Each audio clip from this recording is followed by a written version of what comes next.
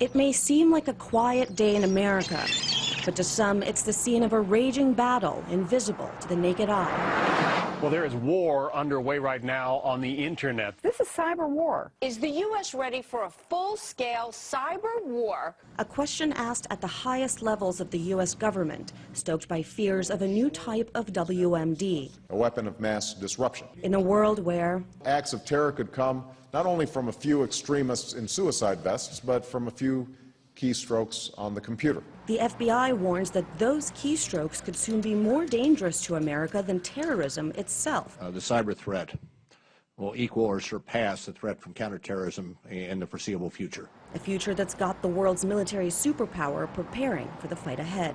The next Pearl Harbor that we confront could very well be a cyber attack that cripples our power systems, our grid. Cyber war, cyber Pearl Harbor. Frightening language for a hypothetical scenario, one that could happen, but hasn't yet.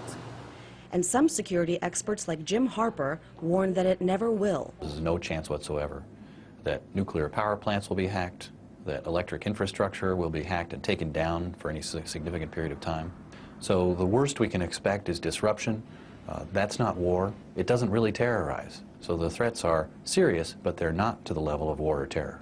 Yet some of the key leaders in the war on terror are now in the business of cyber war. Michael Chertoff once ran the Department of Homeland Security. He now runs a cybersecurity consulting firm.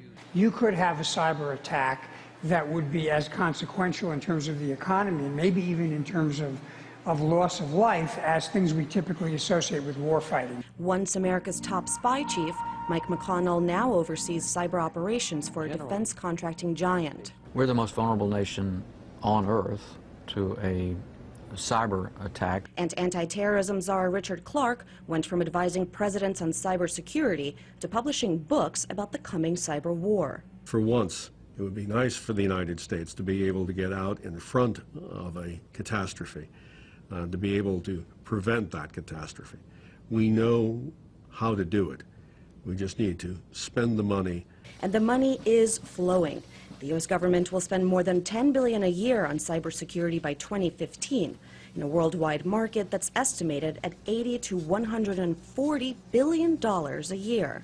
The budget that we're releasing today It's one of the few areas where the White House plans to increase spending despite other defense cuts, and that, some say, is the problem. It's going to be even more tempting for folks in the, the defense contracting community, for example, to hype cyber threats, because that's one of the few streams of money that, sort of still exists. Forbes magazine contributor Sean Lawson is an expert in cybersecurity. It's a classic case of an attempt to sort of motivate a response by rallying the troops, by appealing to fear, appealing to uncertainty. And inside the Beltway, fear and uncertainty can lead to big business and big bucks. Most people don't understand the problems with computer and data security.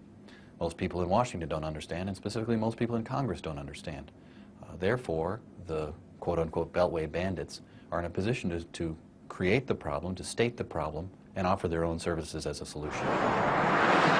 A battle does rage here, invisible to the naked eye. A war for money, contracts, and power. Lucy Kalfanov, RT, Washington.